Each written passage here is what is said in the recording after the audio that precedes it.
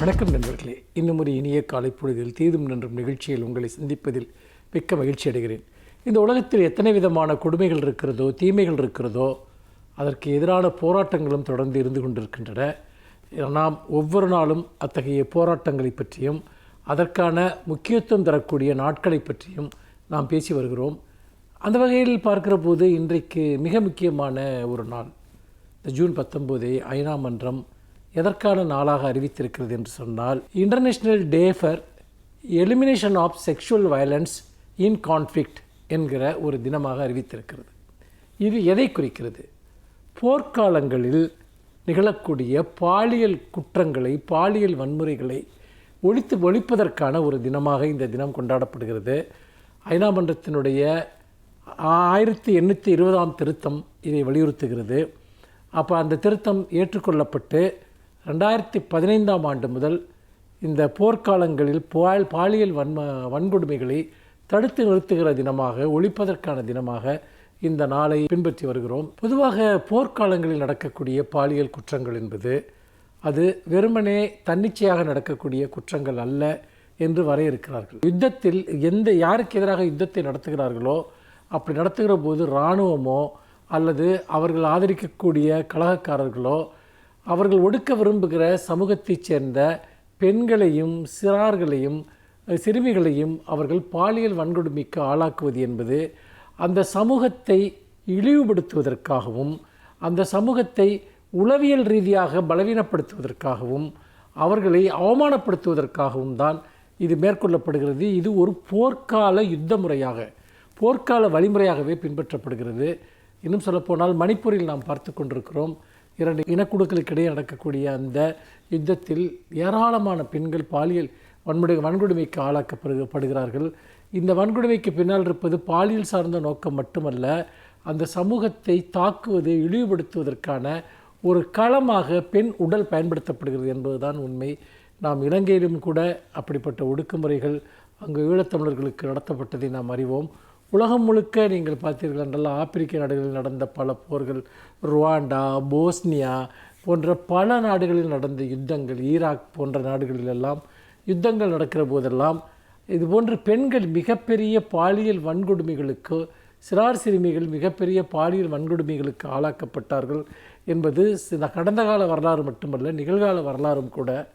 இந்த சூழ்நிலையில்தான் இந்த போர்க்காலங்களில் அல்லது மோதல்கள் நடக்கக்கூடிய இடங்களில், சமூக மோதல்களோ அல்லது யுத்தங்களோ நடக்கக்கூடிய இடங்களில் பெண்களினுடைய பாதுகாப்பதற்கு, பாலியல் ரீதியாக இது போன்ற தாக்குதல்கள் நடப்பதை தடுத்து நிறுத்துவதற்கான ஒரு பிரகடனத்தை தான் ஐநா மன்றம் வெளியிட்டிருக்கிறது. நாம் இது குறித்த விழிப்புணர்வை சமூகத்தின் எல்லா மட்டங்களிலும் ஏற்படுத்துவதுடன் அரசுகள், இராணுவம், காவல்துறை போன்றவற்றிற்கு இதை பற்றிய ஒரு மிகப்பெரிய கல்வியை அளிப்பதும், இத்தகைய குற்றங்களை செய்பவர்கள் கடுமையான போர்க்குற்றம் இழைத்தவர்களாக கருதப்பட்டு கடுமையாக அவர்கள் தண்டிக்கப்பட வேண்டும் என்பதும் தான் இந்த நாளினுடைய நோக்கம். நாம் எத்தனையோ நாட்களை பற்றி தெரிந்து கொள்கிறோம். ஆனால் போர்களில் இறப்பவர்கள் மட்டுமல்ல, பாலியல் கொடுமைகளுக்கு ஆளாகி வாழ்நாளெல்லாம் அந்த கொடுமைகளை சுமந்து நிற்பவர்கள். உங்களுக்கு தெரியும், இந்தியா பாகிஸ்தான் பிரிவினையின் போது அப்படி பல்லாயிரம் பெண்கள் அது போன்ற ஒரு பாலியல் வன்கொடுமைக்கு ஆளானார்கள் என்பது தெரியும்.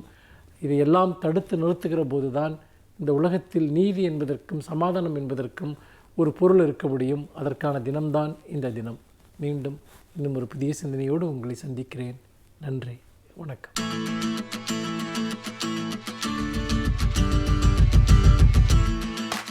அனைவருக்கும் என் அன்பு வணக்கம். வாழ்க்கையை நெறிப்படுத்துவதுதான் இலக்கியம். மதங்களுக்கு கூட தொடக்கத்தில் அதுதான் ஒரு கருத்தாக இருந்திருக்க முடியும், எந்த மதமானாலும். ஆனால் காலப்போக்கில் மதம் என்கிற கோட்பாடு ஒரு நிறுவனமாக, இன்ஸ்டிடியூஷன் என்று சொல்லுகிறோமே, அப்படி மாறிவிடுகிற போது நிறுவனங்களுக்கே உரிய வலிமையும் நிறுவனங்களுக்கே உரிய பலவீனமும் வந்து சேர்கிறது. மதம், இலக்கியம் என்று எதை எடுத்துக்கொண்டாலும் வாழ்க்கையை ஒழுங்குபடுத்துவது, வாழ்க்கை நெறிகளை மக்களுக்கு சொல்லுவது என்பதுதான் நோக்கம். அப்படி வந்த இலக்கியங்களில் மிக சுருக்கமான சின்ன வரிகளால் ஆன இலக்கியம் என்றால் அது ஆத்திசூடி தான். ஏன் திருக்குறளை சொல்லாமல், திருக்குறளில் கூட 7 சீர்கள் இருக்கின்றன. ஆத்திசூடி என்பது 2 சொற்களால் ஆனது. அறம் செய்ய விரும்பு, ஆறுவது சினம். இப்படித்தான் ஔவையார் அந்த ஆத்திச்சூடி எழுதினார். அது ஒரு பெரிய தாக்கத்தை உருவாக்கிற்று. அந்த தாக்கம் 2000 வரைக்கும் தொடர்ந்தது என்று சொல்ல வேண்டும். 20ஆம் நூற்றாண்டில் கூட பாரதியார் ஆத்திச்சூடி எழுதினார். பிறகு பாரதிதாசனும் ஆத்திச்சூடி எழுதினார். நாமும் கூட எழுதி பார்க்கலாம். அந்த ஆத்திச்சூடியினுடைய அழகு எங்கே இருக்கிறது என்றால், ஆழமான பொருளில் அகர வரிசையில் சொல்லப்படுவது. அது பிள்ளைகளுக்கு எழுத்தையும் சொல்லிக் கொடுக்கிறது, எழுத்தின் வழி மொழியையும் சொல்லிக் கொடுக்கிறது, மொழியின் வழி அறம் சார்ந்த கருத்துக்களையும் சொல்லிக் கொடுக்கிறது. அதுதான் ஆத்திச்சூடியினுடைய அடிப்படை. அ ஆ இ ஈ என்கிற அந்த எழுத்துகளில் தொடங்குகிற சொல் அறம் செய்ய விரும்பு, ஆறுவது சினம், இயல்வது கரவேல் என்று அ ஆ இ என்று வரும்.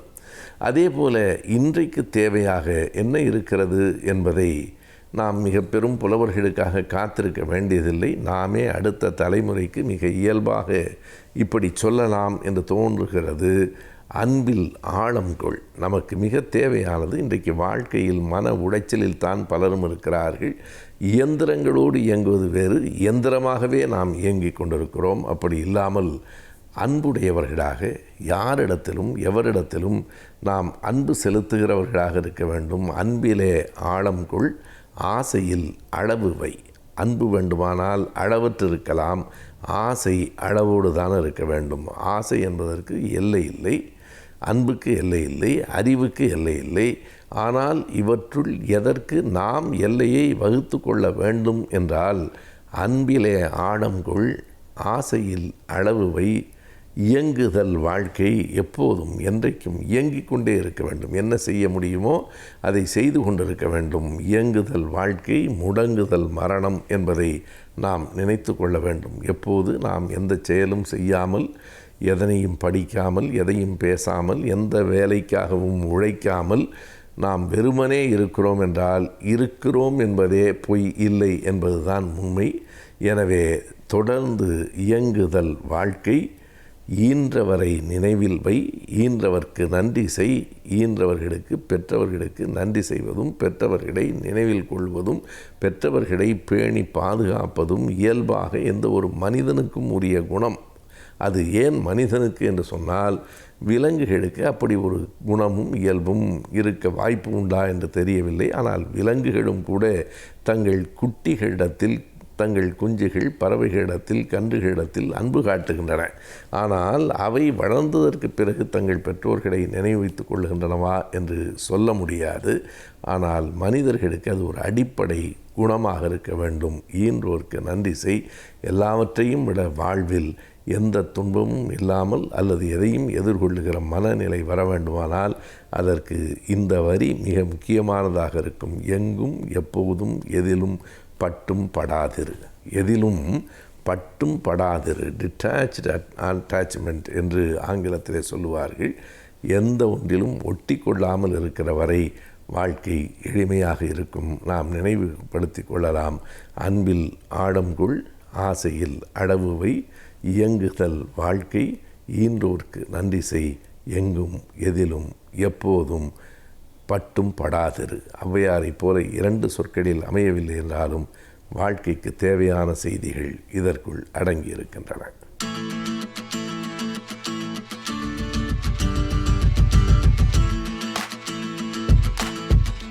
வணக்கம் நண்பர்களே. இன்றைக்கு ஒரு வித்தியாசமான எழுத்தாளர் எழுதிய ஒரு நல்ல புத்தகத்தினுடைய தகவல்கள் பற்றி பார்க்க போகிறோம். டாக்டர் ரிச்சர்ட் கால்சன், இவரை பற்றி நீங்கள் கேள்விப்பட்டிருக்கீங்களா இல்லையான்னு தெரியாது. 20ஆம் நூற்றாண்டின் இறுதியிலும் 21ஆம் நூற்றாண்டின் தொடக்கத்திலும், அதாவது சமீப காலங்களில், சமீப காலம்னா ஒரு 20 ஆண்டுகள் இடைவெளியில் மிகப்பெரிய தன்முனைப்பு பேச்சாளராக அறியப்பட்டவர் டாக்டர் ரிச்சர்ட் கால்சன், அமெரிக்கர். இவர் எழுதிய ஒரு அற்புதமான புத்தகம் 1997 வெளிவந்த புத்தகமாக இருந்தால் கூட, நம்ம 23-24 ஆண்டுகள் கழிச்சு நீங்கள் பார்க்குறப்ப கூட புதுசாக ஃப்ரெஷ்ஷாக இன்றைக்கும் பயன்படக்கூடிய நிலையில் இருக்கக்கூடிய ஒரு அற்புதமான புத்தகம், மிக அதிக விற்பனையான புத்தகம். அந்த புத்தகம் பற்றி தான் பார்க்க போகிறோம். Don't sweat for small stuff. Don't sweat for small stuff அப்படின்னா, சின்ன சின்ன விஷயங்களுக்காக ரொம்ப அழுத்துக்காதீங்க அப்படின்றதான் சொல்கிற விஷயம். அப்படின்னா என்னென்னா, உங்களுடைய இலக்கை அடைகிற போது நிறைய மெனக்கெட்டு ஸ்ட்ரெஸ்ஸை வளர்த்துக்கலாம் செய்யாதீங்க, ரிலாக்ஸாக இலக்கை அடைங்க அப்படின்றதான் அந்த புத்தகத்துடைய சாராம்சம். இது மக்களுக்கு நிறைய பிடிச்சி போச்சு இந்த புத்தகம். அதனால் 135 நாடுகளில் அந்த புக்கு வித்துட்ருக்கு. 31 மொழிகளில் மொழிபெயர்க்கப்பட்டிருக்கு. நியூயார்க் பெஸ்ட் செல்லிங் லிஸ்ட்டில் 2 வருஷம் முதல் இடத்துல இருந்தது. அந்தளவுக்கு புகழ்பெற்ற புத்தகம் don't sweat the small stuff. அதாவது அதுவரை வந்த புத்தகங்கள்லாம் என்ன சொல்லிட்டு இருந்தாங்கன்னா, இலக்கை அடையணும், வாழ்க்கையில் வெற்றி பெறணும்னா கடுமையாக உழைக்கணும், மிகப்பெரிய ரிஸ்க் எடுக்கணும் அப்படின்லாம் சொல்லிட்டு இருந்தாங்க. அந்த சித்தாந்தத்தை போட்டு உடச்சிட்டு டாக்டர் ரிச்சர்ட் கால்சன் என்ன சொல்கிறாரு, ரிலாக்ஸ்டாக இலக்கை அடையலாம்ப்பா, இலக்கை அடைவது என்பது அவசியம்தான், மெனக்கட்டுக்க வேண்டியதில்லை, ரிலாக்ஸ்டாக பண்ணலாம், ஸ்ட்ரெஸ் இல்லாமல் இலக்கை அடையலாம், அதுக்கு நான் வழி காமிக்கிறேன் வாங்க அப்படின்னு சொல்லி எழுதின புத்தகம் தான் இந்த புத்தகம். இந்த புத்தகம் வந்து ரொம்ப ஒரு எளிமையான நடையில் எழுதப்பட்டிருக்கக்கூடிய புத்தகம், ஒரு அருமையான புத்தகம், படிப்பவருக்கும் எளிய முறையில் நம்மளும் அடையலாமே நம்ம இலக்கை அப்படின்னு யோசிக்க வைக்கிற புத்தகம். இந்த புத்தகத்தில் என்ன சொல்கிறார் அப்படின்னா, ரொம்ப அடிப்படையில் சொல்லணுன்னா, நல்ல மனிதராக இருங்க, ரொம்ப ஸ்ட்ரெயின் எடுத்துக்காதீங்க, நீங்கள் இலக்கை அடைய வேண்டும் என்பது அவசியம்தான், அதுக்கு ரொம்ப கஷ்டப்படாதீங்க, ரிலாக்ஸ்டாக இலக்கை அடைங்க, அதே சமயம் மனிதாபிமானத்தோட வாழ்க்கையை வாழுங்க, உங்களுடைய வேலைகளில் நிறைய விஷயங்களை நீங்கள் குறைச்சிக்கோங்க, தேவையில்லாமல் நிறைய நீங்கள் எல்லாருக்கும் அது பண்ணுறேன் இது பண்ணுறேன் போய் ஒம்பள மாட்டிக்காதீங்க, நேரத்தை இழந்துடாதீங்க, ஸ்ட்ரெஸ்ஸை இழுத்துக்காதீங்க, நீங்கள் உங்கள் செயல்களை திரும்ப திரும்ப திரும்ப அனாலிசிஸ் பண்ணி நீங்கள் செய்கிற கரெக்டாக யோசித்து பண்ணுகிற போது வாழ்க்கை இன்பமாக இருக்கும், எளிமையாக நீங்கள் இலக்கை அடைய முடியும் அப்படிங்கிறார். நிறைய உதாரணங்கள் சொல்கிறார். சொல்கிற சில முக்கியமான விஷயங்களை சொல்கிறேன். என்ன சொல்கிறாரு, நம்ம வந்து நம்முடைய லீடர்ஷிப் குவாலிட்டி காமிக்கிறக்காக நான் நிறைய பேருக்கு உதவ போகிறேன், நிறைய பிரச்சனைகளை தீர்க்க போகிறேன் அப்படிலாம் போய் நமக்கு சம்மந்தம் இல்லாத நிறைய விஷயங்களை தலையிடுறோம்.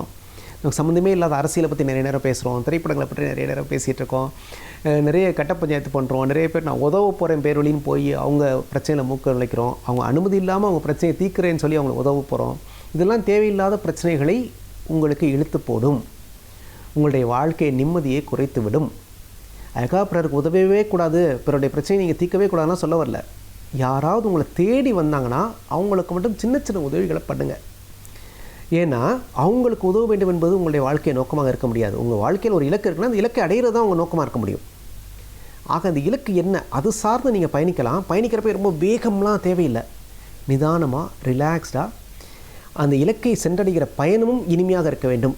இலக்கை அடைஞ்ச பிறகு தான் சந்தோஷமாக இருப்பேன் நீங்கள் இருக்க வேண்டிய அவசியம் இல்லை. இலக்கை நோக்கி பயணிக்கிற பயணமும் மகிழ்ச்சியானதாக இருக்க வேண்டும். ரிலாக்ஸ்டாக பண்ணுங்கள் அப்படிங்கிறார். யாராவது வந்தாங்கன்னா சின்ன சின்ன உதவிகள் பண்ணுங்கள். அன்பாக காது கொடுத்து கேளுங்க. 4 பேர் பேசுனாங்கன்னா காது கொடுத்து கேளுங்க. அவங்களுக்கு முடிஞ்சால் சின்ன சின்ன உதவிகள் பண்ணுங்கள். அவங்க கேட்டாங்கன்னா பண்ணுங்கள். மனிதாபிமானத்தோடு இருங்க, ஒரு கைண்டாக இருங்க. அதாவது ரூல்ஸ் பேசாமல் ஒரு அன்போடு இருங்க. உங்களை சுற்றி இருக்க மனிதர்களை நேசிக்க கற்றுக்கொள்ளுங்கள். அதெல்லாம் வந்து உங்களுக்கு வந்து ஸ்ட்ரெஸ்ஸை குறைக்கும். ஒரு நல்ல மனிதராக இந்த உலகத்திற்கு உங்களை எடுத்துக்காட்டும். அதெல்லாம் உங்களை இலக்கு நோக்கி அழைத்து செல்வதற்கான நிறைய பலங்களை கொடுக்கும், பலன்களையும் பலத்தையும் கொடுக்கும்ன்றார். அந்தளவுக்கு ஒரு அற்புதமான விஷயமாக வாழ்க்கையை அனுபவித்து அந்தந்த நிமிஷங்களில் ரசித்து வாழுங்கள். அப்படி வாழ்ந்தீர்களே ஆனால் வாழ்க்கை இன்பமயமாக இருக்கும் அப்படின்றார். அவர் என்ன சொல்கிறாரு, காரில் போகிறது மாதிரி தான் வாழ்க்கை. இலக்கு வெளியில் இருக்குது, நீங்கள் காருக்குள்ளே இருக்கீங்க, காருக்கு உள்ளே இருந்துட்டு வெளி உலகத்தை பார்க்குறீங்க, வெளி உலகத்தில் இருக்கக்கூடிய விஷயத்தை அடையிறீங்க. அது மாதிரி தான் வாழ்க்கையே இருக்கணும். ஆனால் நம்ம என்ன பண்ணுறோம், தலைகீழாக பண்ணிகிட்ருக்கோன்றார். உதாரணத்துக்கு நம்ம படிக்கிறப்பயே நமக்கு என்ன தேவை, நமக்கு என்ன தெரியும், இல்லை நமக்கு என்ன பிடிக்கும் பார்த்து படிக்கிறது இல்லை. எந்த படிப்புக்கு நீங்கள் டிமாண்ட் அதிகம் அதை படிக்கலாமே அப்படின்னு சொல்லி அந்த வெளி உலகத்துக்கு ஏற்ற மாதிரி உங்களை மாற்றிக்க பார்க்குறீங்க. இங்கே தான் பிரச்சனை வருது. உங்களுக்கு என்ன பிடிக்குமோ அதை படிங்க. வேலைன்னு போகிறப்ப எந்த துறையில் இன்றைக்கி வேலை வாய்ப்பு அதிகமாக இருக்குது அப்படின்னு பார்த்து அந்த துறை சார்ந்து ஓடுறீங்க. தேவையில்லை. உங்களுக்கு என்ன வேலை செய்ய பிடிக்குமோ அந்த வேலையை பாருங்கள். கார் வாங்குறப்ப என்ன கார் இன்றைக்கி டாப்பில் இருக்குது அது நான் வாங்க போகிறேன் அப்படின்றீங்க. தேவையில்லை. உங்களுக்கு என்ன கார் பிடிக்கும், உங்களுக்கு தேவை என்ன, காரில் போகணுமா, எவ்வளோ வேகத்தில் போகணும், அதுக்கான சின்ன கார் இருந்தால் கூட போகிறோம், அதை வாங்கிக்கோங்க. ஆக உலகத்தில் என்ன நடக்குது, இது என்ன பெருசு, அதை நான் வாங்குவேன், இதை நான் வாங்குவேன், வெளியிலேருந்து யோசிக்காதீங்க. உங்கள் உள்ளேருந்து யோசிங்க. உங்களுக்கு என்ன தேவை, இது போருமே, நம்முடைய தேவையை, நம்முடைய நோக்கம், நம்முடைய இலக்கை அடைய இது இருந்தால் நல்லா இருக்குமே, இப்படி யோசிச்சிங்கன்னா நிம்மதியாக இருப்பீங்க. இழுத்து போட்டுட்டு மன அழுத்தங்களையும் ஸ்ட்ரெஸ்ஸு சொல்கிறோம்ல, மன அழுத்தம், ரத்த அழுத்தம் எல்லாம் வந்து எல்லாத்தையுமே நீங்கள் உருவாக்கிட்டு கஷ்டப்பட மாட்டீங்க. வாழ்க்கையை அமைதியாக இன்பமயமாக வாழ முடியும் அப்படின்றாங்க. இன்னொன்று, நிறைய பேர்ட்ட பர்ஃபெக்ஷன் எதிர்பார்க்காதீங்க. நம்மளை சுற்றியுள்ள மக்கள் பர்ஃபெக்டாக இருக்க தான் மாட்டாங்க. அதனால் அதை அக்செப்ட் பண்ணிக்க கற்றுக்கங்க. மனிதர்களை ஏற்றுக்கொள்ள கற்றுக்கொள்ளுங்கள். தேவையில்லாமல் நடு ரோட்டில் சண்டை போடாதீங்க, ஆர்கியூ பண்ணாதீங்க. ஒய்ஃபாக இருக்கலாம், பிள்ளைங்களாக இருக்கலாம், நண்பர்களாக இருக்கலாம். ஆர்கியூ பண்ணுறதுல அர்த்தமே இல்லை. சின்ன விஷயத்துக்கு விட்டு கொடுத்து போயிடுங்க. வேணுமா, ரைட், ஓகே பண்ணிப்பா, உனக்கு பிடிக்குதா பண்ணிக்கப்பா. இதில் நான் போய் நின்றுலாம் சண்டை போட வேண்டிய அவசியம்லாம் இல்லை. இப்போ ரோட்டில் போகிறீங்க, ஒருத்தன் மோதிட்டான், சரிப்பா அடிபட்டுச்சாப்பா பார்த்து போப்பா, போயிட்டே இருங்க. ஏன் வண்டியில் எப்படி மோதினா, நான் கரெக்டாக தான் வந்தேன், நீ தெரியாமல் வந்தேன்னு சண்டை போட்டுருந்தீங்கன்னா என்ன ஆகும்? அன்றைக்கி பொழப்பு கெடும். அது தேவையில்லைங்கிறார், விட்டு கொடுத்து போங்க. நான் அன்றைக்கி ஒருத்தர் வீட்டுக்கு போய் பார்த்தேன், பேஸ்ட்டு பின்னாடி இருந்து அவர் பிதுக்கிறாரு, பையன் நடுவில் பிதுக்கிறான், சண்டை வருது. பேஸ்ட் எப்படி தான் பிதுக்கணுன்றார். எப்படி பிதுக்கினா என்ன, பேஸ்ட்டு தானே, விட்டு கொடுத்து போங்க. சின்ன சின்ன விஷயங்களை விட்டு கொடுத்து போங்க. அதான் சொல்கிறார், don't sweat for small stuff. சின்ன சின்ன விஷயங்களுக்கு சண்டை போடாதீங்க, சின்ன சின்ன விஷயங்களுக்கு வியர்வை சிந்தாதீர்கள். நீங்கள் பெரிய இலக்கிற்காக பிறந்தவர், பெரிய போர்க்களத்தில் போரிடுவதற்காக நீங்கள் பிறந்தவர். அப்படிங்கிறப்ப சின்ன சின்ன சண்டைகளில் உங்களை தொலைத்து விடாதீர்கள்ன்றார். ரொம்ப அருமையான வாசகங்க, எழுதி வச்சுங்க. சின்ன சின்ன சண்டைகளில் உங்களை தொலைத்து விடாதீர்கள், நீங்கள் பெரிய போர்க்களங்களுக்காக பிறந்தவர். அது ரொம்ப முக்கியம். அங்கே சண்டையிடக்கூடிய போர்க்களம் உங்களுக்கு தகுதி இல்லாதாக இருந்துச்சுன்னா விட்டுட்டு போயிடுங்க. சின்ன சின்ன சண்டையெல்லாம் போட்டு இந்த வீட்டில் நம்ம டாய்லெட்டில் ரெஸ்ட் ரூமில் தண்ணி வைக்கல வாளியில் அப்படின்னு தினம் சண்டை நடக்கிற வீடெல்லாம் இருக்குது. அதெல்லாம் தேவையில்லை. வைக்கலையா, வைக்கல, அவ்வளோதான், ஓகே ஃபைன். அப்புறம் என்ன, அடுத்து என்ன? இதில் போய் நம்ம சண்டை போட்டுறக்கூடாது. நான் யார் தெரியுமா அப்படின்னு. செக்ரட்டரி நோட் எடுத்துகிட்டு வரல அப்படின்னு சொல்லி நான் திட்டக்கூடாது. நோட் எடுத்துகிட்டு வரலையாமா, நாளைக்கு நோட் எடுத்துகிட்டு வா, முடிஞ்சு போச்சு. நிறைய விஷயங்களை நீங்கள் அனாலிசிஸ் பண்ணி ரொம்ப பெர்ஃபெக்ஷன் எதிர்பார்க்காமல் போனீங்கன்னா வாழ்க்கை இனிமையாக இருக்கும் அப்படிங்கிறார். அதனால் போகிற போக்கில் வாழ்க்கையை ஏற்றுக்கங்க. ரொம்ப மெனக்கடாதீங்க, கஷ்டப்படாதீங்க, உங்களையும் கஷ்டப்படுத்திக்காதீங்க. சுற்றியுள்ள மனிதர்களை சந்தோஷமாக வைத்துக்கொள்ளுங்கள். அப்படி செய்கிற போது நீங்கள் இலக்கை அடைவதில் வலியே தெரியாது, அழகாக அடைஞ்சிடலாம், கஷ்டமே கிடையாது அப்படின்றார். வாழ்க்கை எவ்வளோ எளிமையாகவும் வாழ முடியுமா அப்படின்றத நீங்கள் இந்த புத்தகத்தை படித்து முடிச்சோட உங்களுக்கு உணர்வீங்க. அவ்வளோ நல்ல கருத்துக்களை நிறைய சொல்லியிருக்காரு.